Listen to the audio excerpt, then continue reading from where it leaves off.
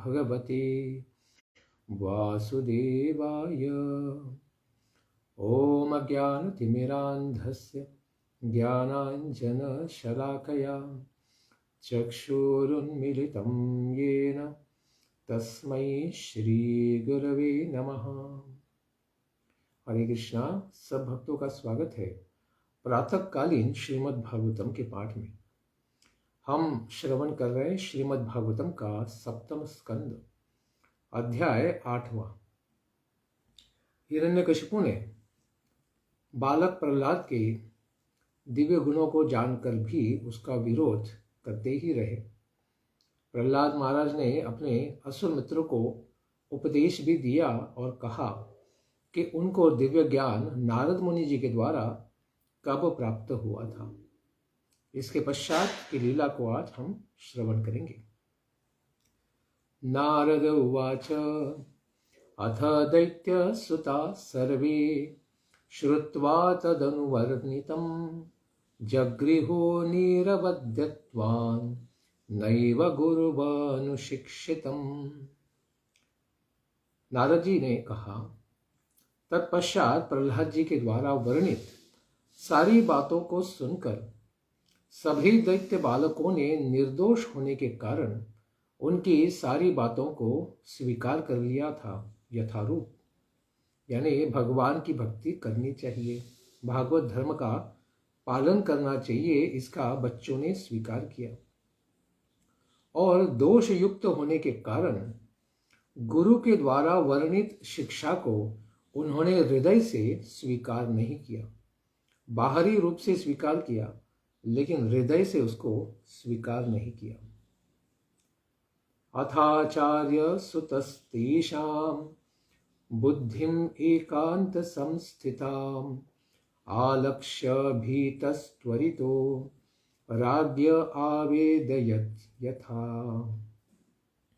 उसके पश्चात गुरु के दोनों पुत्र शंड और अमर्क उन दैत्य बालकों की बुद्धि केवल परमात्मा में ही लगी हुई देखकर बहुत घबरा गए।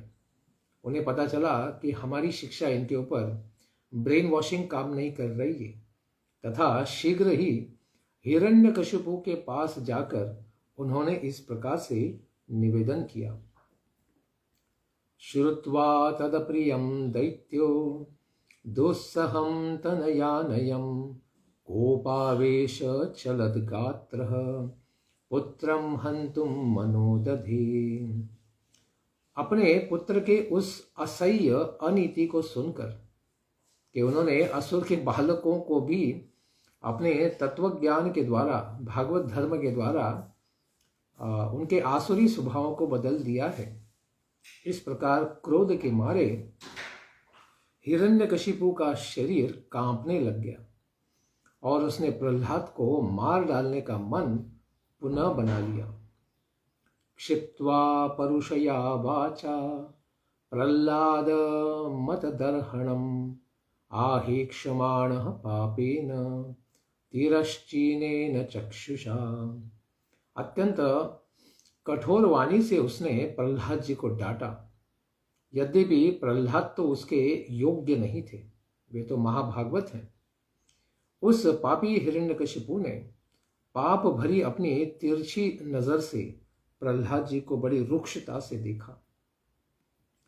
प्रश्रयावनतं दान्तं बद्धांजलिम अवस्थितं सर्पः पदाहत इव श्वसन प्रकृति दारुणः। जिनकी इंद्रिया वश में थी, ऐसे विनयावनत प्रहलाद जी हाथ जोड़े हुए खड़े थे। उनके पैर से मारे जाने के कारण क्रुद्ध सर्प के समान स्वभाव से ही कठोर हिरण्यकशिपु ने प्रहलाद महाराज को इस प्रकार से कहा। हे दुर्विनीत मंदात्मन कुलभेद कराधम स्तब्धम मच्छासनोद्भूतम नेष्येत्वाद्य यमक्षयम। हे दुर्विनीत, मूर्ख कहीं के, घमंडी और मेरी आज्ञा का उल्लंघन करने वाले स्तब्ध इस प्रकार हमारे सारे कुल में ही भेद उत्पन्न करने वाले नीच, तुमको आज ही मैं मारकर यमराज के घर में भेज देता हूं। इस प्रकार हिरण्यकशिपु ने प्रताड़ना दी। क्रुद्धस्य यस्य कंपन्ति त्रयो लोकाः सहेश्वरः तस्य मे भीतवन्मूढ़ शासनम किं बलोत्यगः। मेरे क्रुद्ध हो जाने पर लोकपालों के साथ तो त्रयो लोकाः, तीनों लोक कांप जाते हैं। ऐसे मेरी आज्ञा का उल्लंघन तुमने निर्भयता के समान किसके बल पर किया है? कौन तुम्हें इस प्रकार से सहयोग दे रहा है? तुम्हें कहां से इतना बल मिल रहा है जो तीनों लोगों को झुकाने वाला यह हिरण्यकशिपु के सामने तुम झुक नहीं रहे हो? इस प्रकार पूछने पर अपने बल की शक्ति या आश्रय कहां पर है? इसका प्रहलाद उत्तर देते हैं, न केवलम मे भवतश्च राजन् स वै बलम बलिनां चापरेषां परे वरेमि स्थिरजंगमाये ब्रह्मादयो येन वशं प्रणीतः।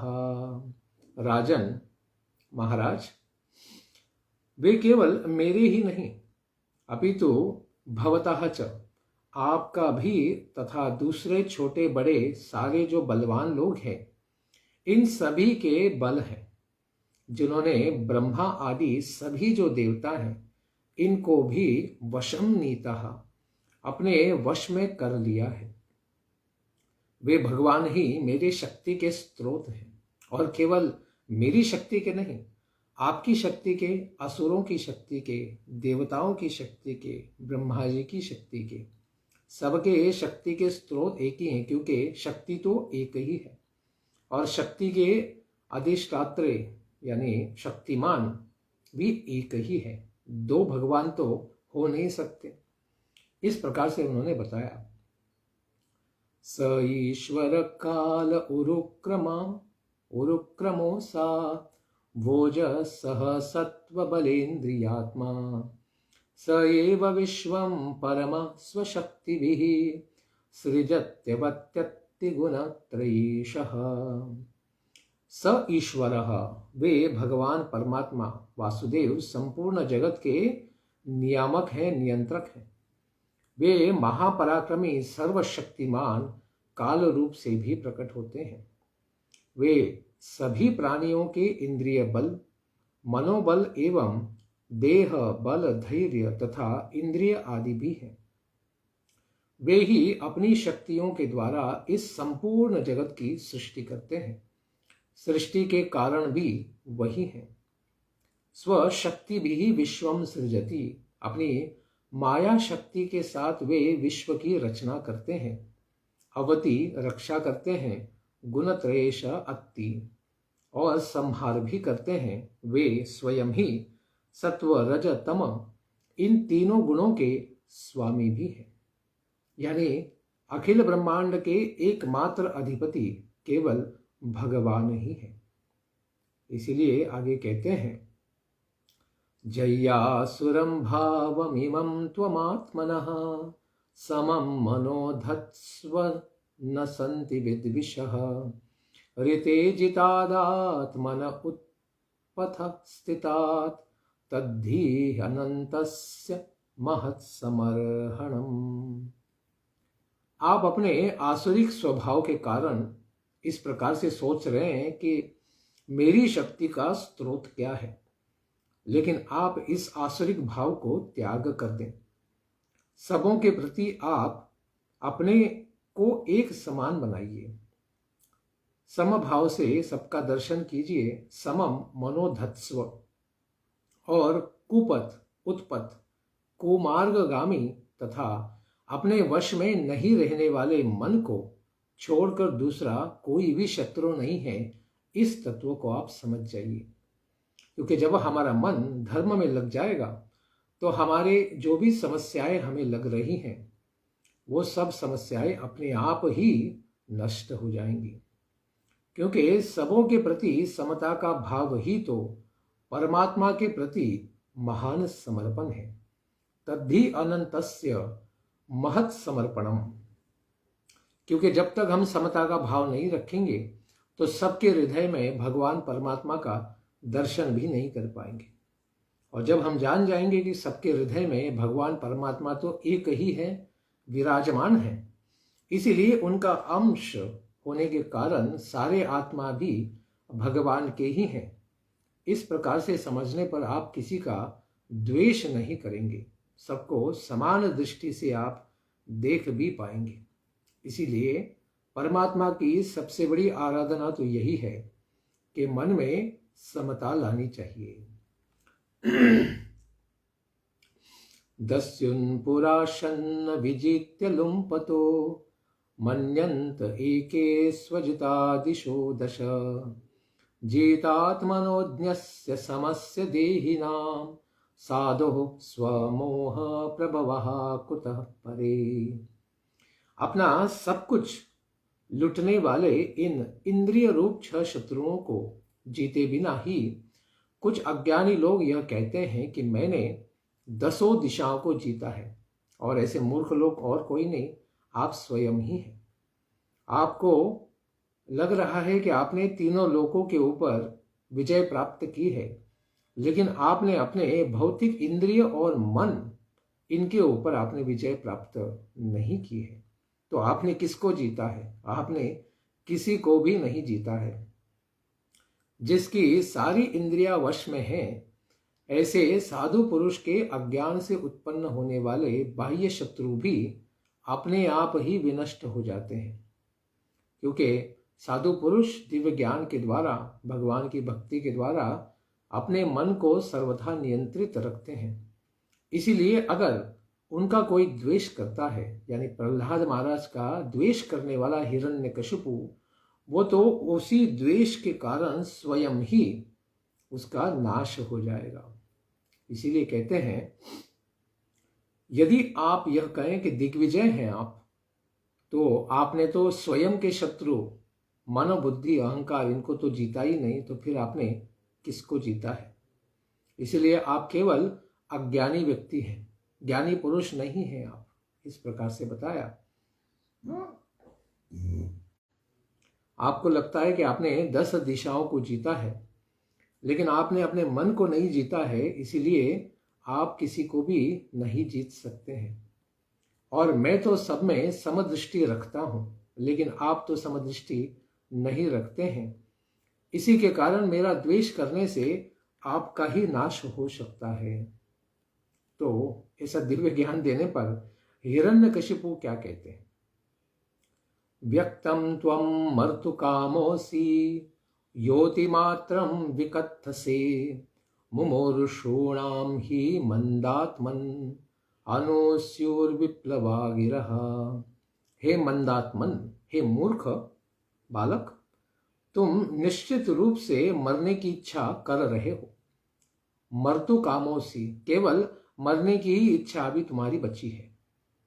इतना बढ़ चढ़कर, इसीलिए अतिमात्रम विकत्थसे, बड़ा बढ़ चढ़ के आवाज निकाल रहे हो। यह निश्चित ही है ननु कि जो लोग मरने वाले होते हैं, गिरह विप्लवः स्युः, उनकी वाणी असंबद्ध हुआ करती है।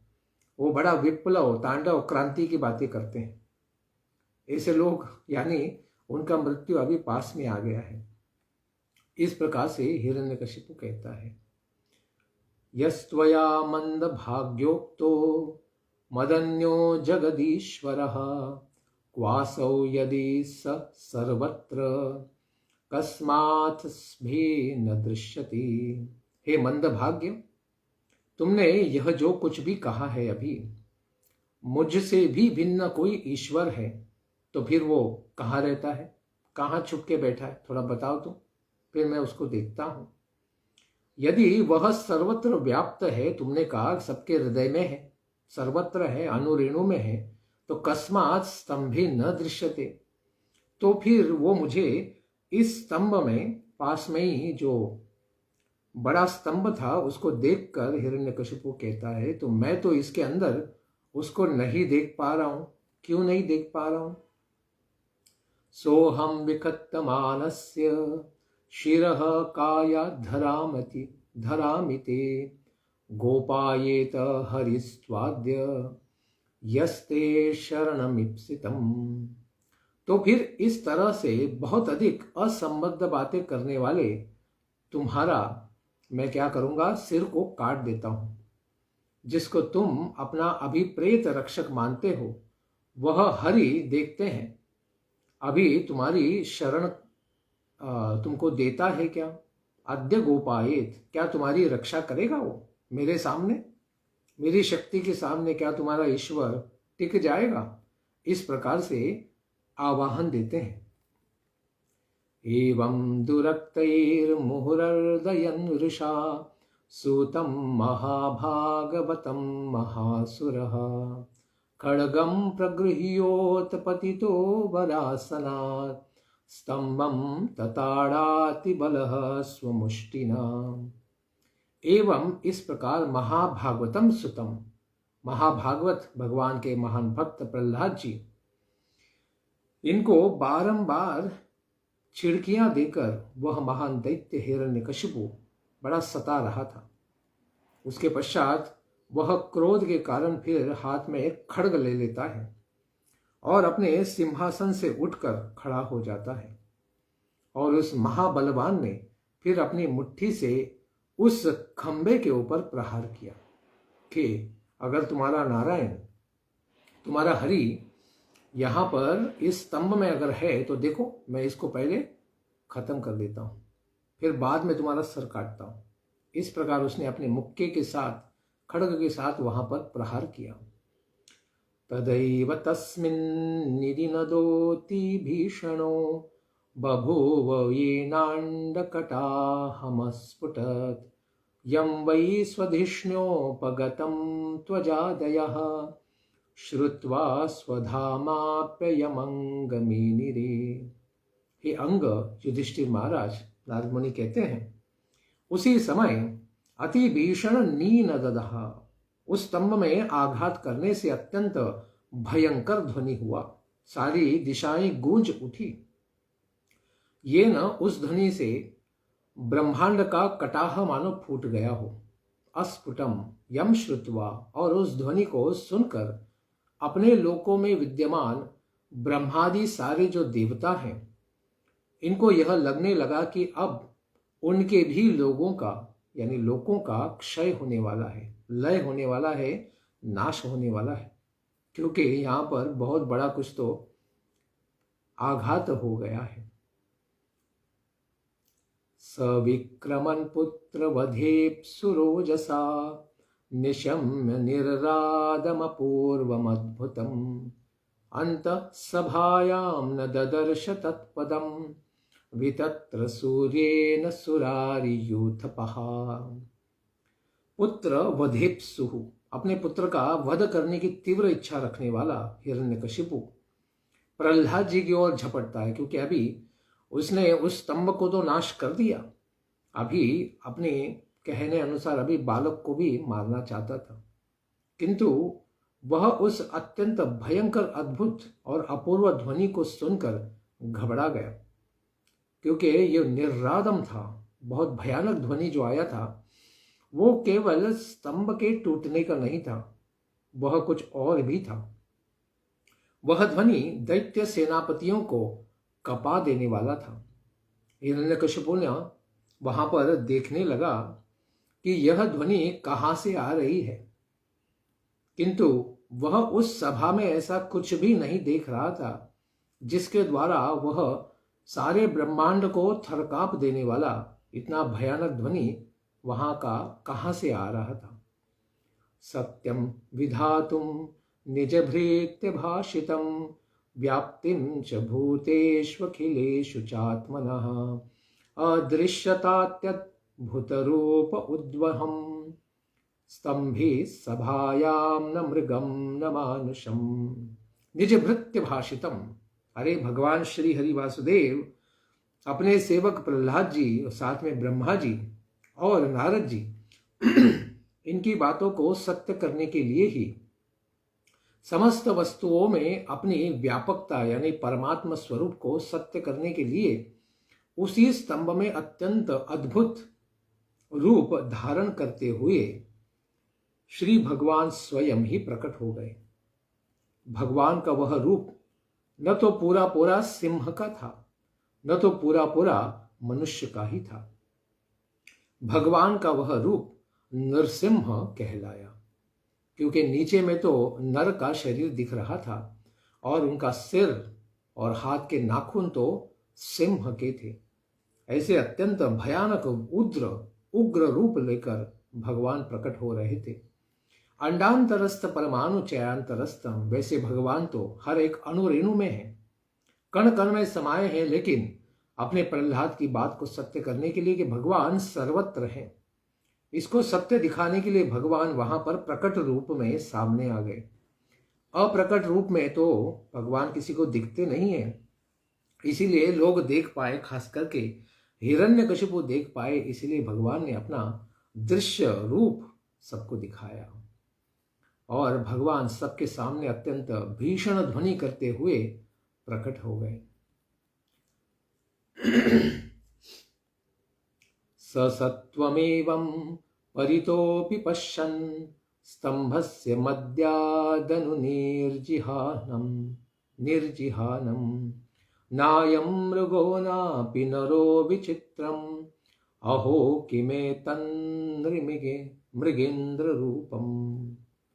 इस प्रकार की ध्वनि को सुनकर उस ध्वनि को करने वाले को जब हिरण्यकशिपु चारों ओर देख रहा था, उसने स्तंभ के बीच से निकलते हुए श्री भगवान को देखा, क्योंकि जब स्तंभ भस्मीभूत हुआ तो सब जगह धूल उड़ रही थी, तो कुछ भी दिख नहीं रहा था। लेकिन कुछ क्षण जाने के बाद हिरण्यकशिपु को लगा कि शायद इस स्तंभ से ही वह आवाज आई, तो उसने देखा टूटे हुए स्तंभ के बीच में से श्री भगवान प्रकट हुए हैं, नरसिंह रूप धारण करके। उनको हिरण्यकशिपु ने दर्शन किया।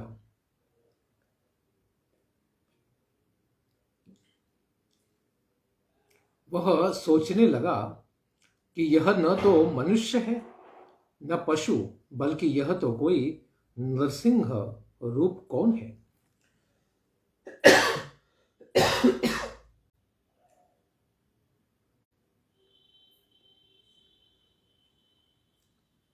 इस प्रकार दैत्य ने पहले ऐसा कोई भी रूप कभी भी न देखा था, न सुना भी था। वह किस प्रकार से विचार करता है? मीमांसमानस्य समुत्थितो ग्रतो नृसिंह रूपस तदलम भयानकम प्रतप्त चामी करचंडलोचनम स्फुरत सटाके सरजुम्भिताननम। इस तरह से हिरण्यकशिपु मीमांसा करता है, तर्क करता है, विचार करता है कि उसके सामने अग्रतः नरसिंह रूप समुत्थितः, उसके सामने नरसिंह रूपधारी श्री भगवान साक्षात खड़े हैं। उनके नेत्र प्रतप्त अत्यंत तपाए हुए सोने के समान पीले पीले चमक रहे थे। वे जम्भाई ले रहे थे, अतएव उनके कंधों के केसर इधर उधर लहरा रहे थे। अत्यंत सुंदर उनके शरीर के बाल वहां पर हिल रहे थे। इस तरह उनका रूप अत्यंत भयानक और रौद्र रूप उन्होंने दर्शन किया। कैसा था वह रूप? नारद मुनि कहते हैं, कराल दंष्ट्रम करवाल चंचल क्षूरांत जिह्वम भ्रुकुटी मुकुलबनम स्तंभोर्ध्वकर्णम गिरिकंदराद्भुत व्यात्तास्य नासम हनुभेद भीषणम।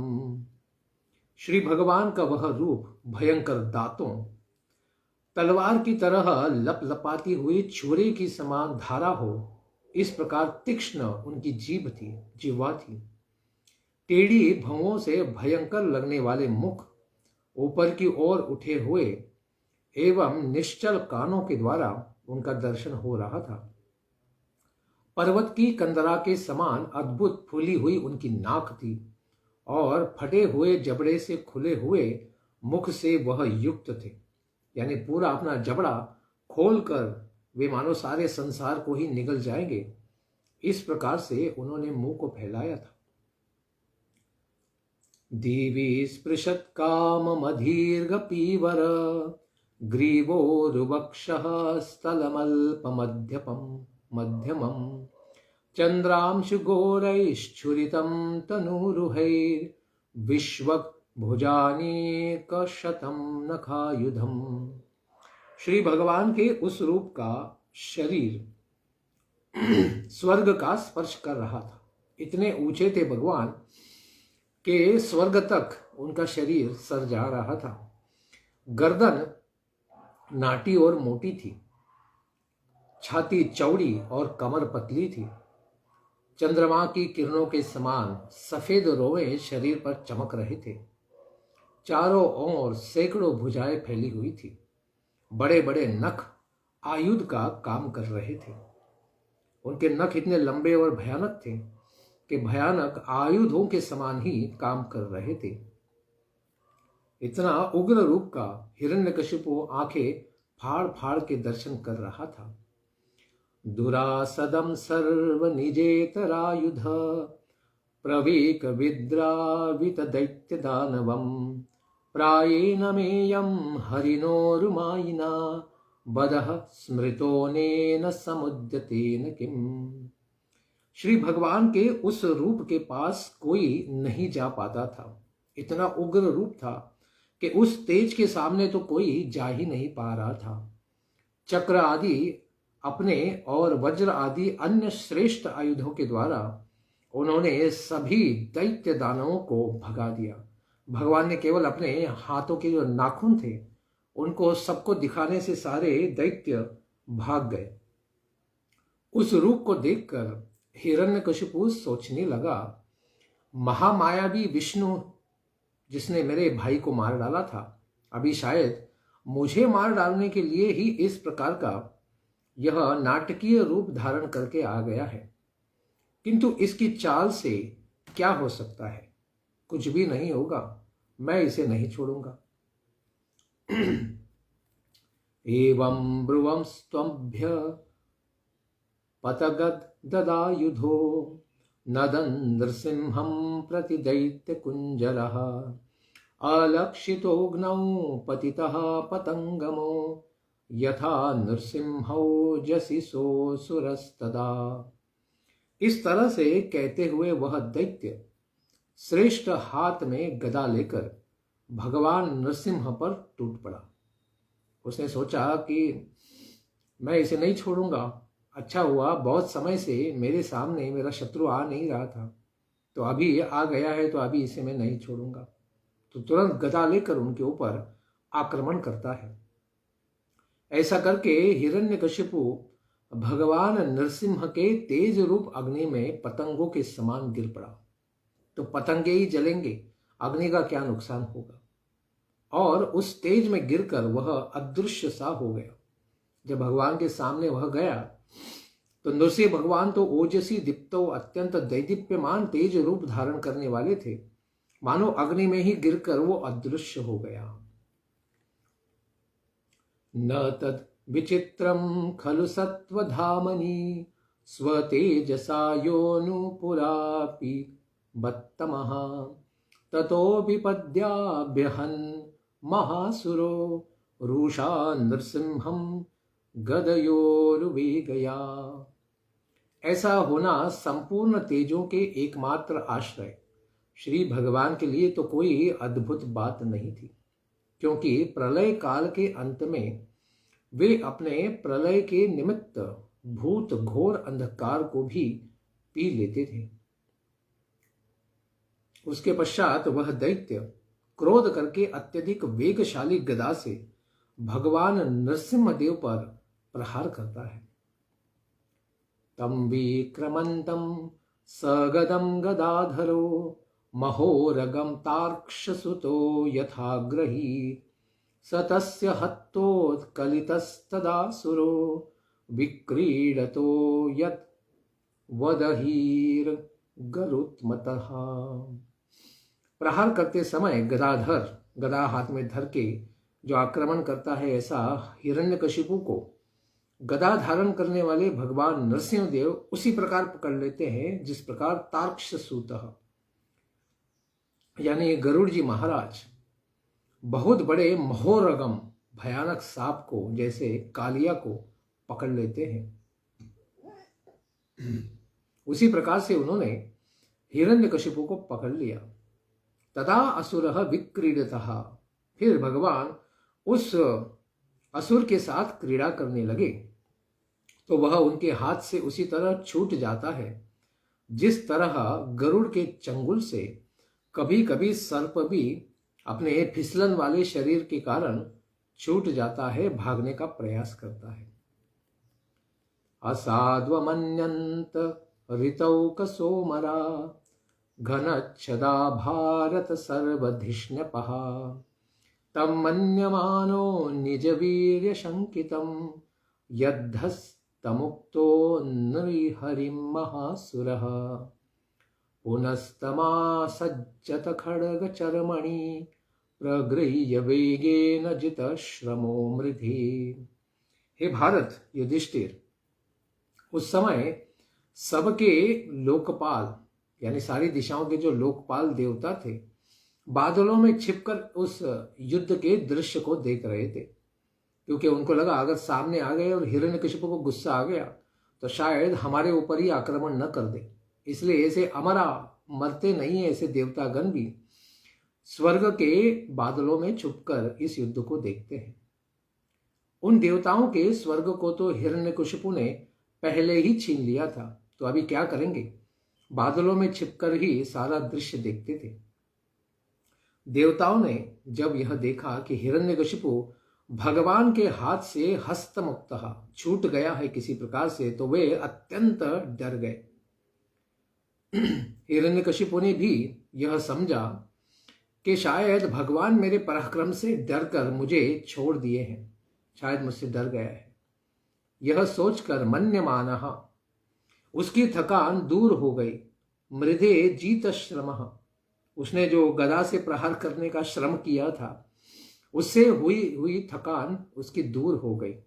खड्ग चर्मणि प्रगृह्य, उसने फिर ढाल एवं तलवार को साथ में हाथों में पकड़ा और वेगेन अति वेगवान होकर पुनः तम असज्जत, भगवान के साथ युद्ध करने के लिए वह वापस दौड़ जाता है। तम शेन वेगम शतचंद्रवर्मभीष चरन्तमच्छिद्रम उपर्यधो हरिः कृत्वाट्टहासं खरमुत्स्वनोल्बनं निमीलिताक्षं च गृहे महाजवः। बाज पक्षी के समान वेग पूर्वक ऊपर नीचे उछल कूदकर हिरण्यकशिपु इस तरह से ढाल तलवार के पैतरे बदल रहा था, क्योंकि बहुत बौना था, भगवान तो बहुत बड़े थे, उनके सामने युद्ध करने के लिए उसे उछल कूद करनी पड़ रही थी। उस पर प्रहार करने का अवसर ही न मिले, इस प्रकार से वह प्रयास कर रहा था। उसी समय भगवान प्रचंड और भयंकर अट्टहास करते हुए, जिसके कारण उस हिरण्यकशिपु की आंखें बंद हो गई और अत्यंत वेग संपन्न हरि को उसने पकड़ने का प्रयास किया। विश्वक स्फुरंतम ग्रहणातुरम हरि व्यालो यथाकुम कुलीशाक्ष तत्वचम द्वार्योर आपात्य ददार लीलया नखैर यथा हिम गरुड़ो महाविषम। जिस तरह सर्प चूहे को पकड़ लेता है, व्यालह आकुम यथा, उसी प्रकार ग्रहणातुरम विश्वक स्फुरंतम, उसी तरह पकड़ने जाने के कारण चारों ओर छटपटाता वह चूहा जैसे छटपटाता है, उसी प्रकार हिरण्यकशिपु भी छटपटा रहा था। इंद्र के वज्र से जिसकी त्वचा पर खरोंच भी नहीं लगती थी, ऐसा वह हिरण्यकशिपु उसकी सभा के द्वार पर ही श्री भगवान ने फिर क्या किया, खेलते खेलते, वैसे भगवान तो दोपहर के समय में प्रकट हुए थे, लेकिन युद्ध करते करते शाम की बेला हो गई, क्योंकि भगवान ने उसी प्रकार का आशीर्वाद भी दिया था कि वो न दिन में मरे न रात में। भगवान ने उसे घसीटते हुए द्वार के पास लेकर आ गए, जो न घर के अंदर था न बाहर था, और अपनी जंगाओं पर उसे सुला दिया। वो न आकाश में था न जमीन पर था, और जैसे गरुड़ सर्प को चीर फाड़ देता है बड़े अनायास ही अंजसा, उसी तरह भगवान हिरण्यकशिपु ने न जल से बने हुए, न थल से बने हुए, न लोहे से बने हुए अस्त्र से, केवल अपने नख मात्र से ही क्या किया, उसे बीच में से यानी पेट के द्वारा आतड़ियों के साथ चीर फाड़ दिया। और न दिन थी न रात थी, यह संध्या की बेला थी। इसी समय शाम के सूर्योदय के सूर्यास्त के बाद उन्होंने उसको संध्या समय में फाड़ दिया। संरभ्य दुष्प्रेक्ष कराल लोचनो व्यात्ता ननांतम विलिहन स्वजिह्वया अश्रिलवाक्ता रुणकेसराननो यथांतरमाली द्वीपहत्यया हरिः। उस समय उनके क्रोध से भरी भयंकर आंखों को चारों ओर वे जो देख रहे थे, कोई भी देख नहीं पाता था। अपनी लपलपाती हुई जीभ से फैले हुए मुख के दोनों कोनों को भगवान चाट रहे थे, लंबी जिह्वा के साथ।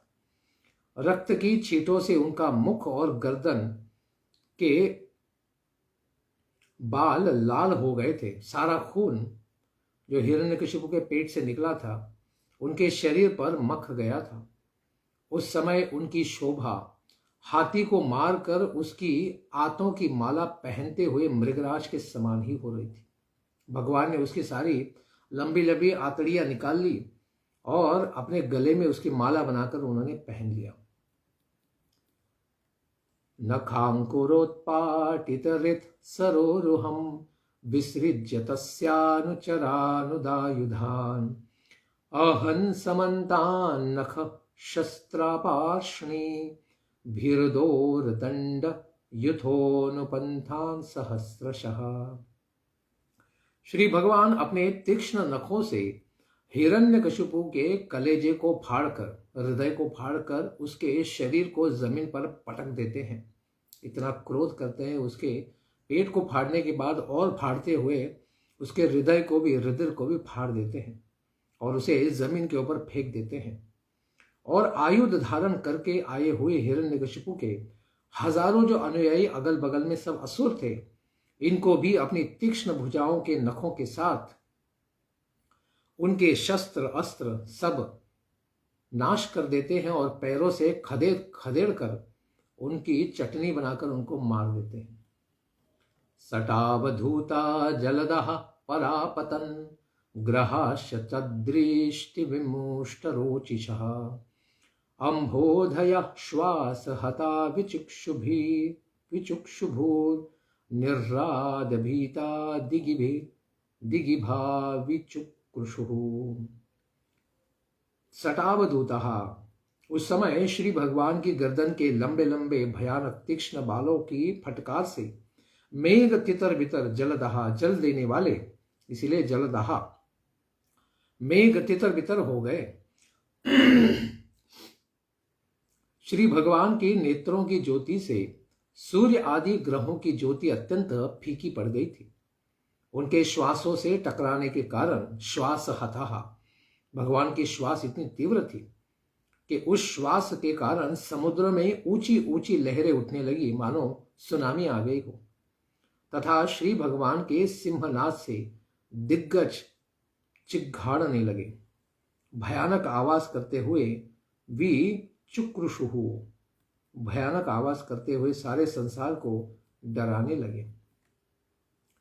द्यौस्तत् सटोक्षिप्त विमान संकुला प्रोत्सर्पतक्ष्मा च पदातिपीडितः शैलासमुत्पेतुरमुषरंहसा तत्तेजसाखं ककुभो नरेजिरे। श्री भगवान के गर्दन के उन भयानक बालों से टकराकर विमान सकला, देवताओं के विमान अस्त व्यस्त हो गए थे। क्योंकि देवताओं से चोरी किए हुए विमानों को भी लेकर असुरों ने आक्रमण किया था। लेकिन वे विमान बहुत ही दूर तक फैले हुए उनकी आयाड़ गर्दन के बालों से टकराने से अस्त व्यस्त नष्ट भ्रष्ट हो गए और स्वर्ग ही डगमगा गया। उन पैरों की धमक से भूचाल सा ही आ गया। भगवान के बस चलने मात्र से वहां पर भूकंप सा क्या हो गया, भूचाल, भूकंप ही आ गया। उनके वेग से पर्वत हवा में उड़ने लगे और उनके तेज की चकाचौंध से आकाश और दिशाओं का दिखना ही बंद हो गया था। ततः सभायाम उपविष्टम उत्तमे नृपासने संभृत तेजसं विभुम आलक्षित द्वैरथमत्यमर्षणं प्रचंड वक्रम न बबाज कश्चन। ततः उसके पश्चात सभायाम, राजसभा के बीच में उत्तम राज सिंहासन पर बैठे हुए, अत्यंत तेज से भरे हुए तथा जिनका कोई भी अभी विरोधी योद्धा नहीं बचा था, सबका नाश कर दिया था, ऐसे अत्यंत क्रोध के कारण श्री भगवान नरसिंह देव के भयंकर मुख को देखकर किसी में भी ऐसा साहस नहीं था कि जो जाकर भगवान के पास जाकर उनकी सेवा करे या कुछ कहे भी। किसी की हिम्मत ही नहीं थी। इस प्रकार उसी सभा में हिरण्यकशिपु ने जो चोरी किया हुआ आसन था उसी के ऊपर भगवान सिंहासन के ऊपर बैठ चुके थे। और सिंहासन भी इसीलिए कहा जाता है कि भगवान स्वयं सिंह के रूप में उसके ऊपर बैठे भी थे। निशम्य लोक त्रयमस्तकज्वरम तमादि दैत्यम हरिना हतम मृधे प्रहर्ष वेगोत्कलिताननामुः प्रसून वर्षैर्ववृषुः सुरस्त्रियः। त्रैलोक्य मस्तक ज्वर के समान वह आदि दैत्य हिरण्यकशिपु युद्ध में श्री हरि भगवान नरसिंह देव के द्वारा मारा गया। इस शुभ समाचार को सुनकर देवताओं की स्त्रियों का मुख बड़ा प्रसन्नता के कारण विकसित हो गया। उन्हें लगा अभी हमारे पतिजन और हम सबका कल्याण निश्चित है कि हिरण्यकशिपु का वध होने से सब कुछ सुस्थिर आनंदित हो जाएगा। और उन सबों ने फिर बारंबार भगवान नरसिंह देव के ऊपर सुगंधी दिव्य पुष्पों की वृष्टि शुरू कर दी। इसके पश्चात आगे क्या हुआ इसको हम श्रवण करेंगे कल के प्रातःकालीन सत्र में। धन्यवाद। हरे कृष्ण। भगवान नरसिंह देव की जय, नारद मुनि की जय, प्रहलाद महाराज की जय। निताय गौर प्रेमानंदे हरि हरि बोल। जय जय श्री राधे श्याम।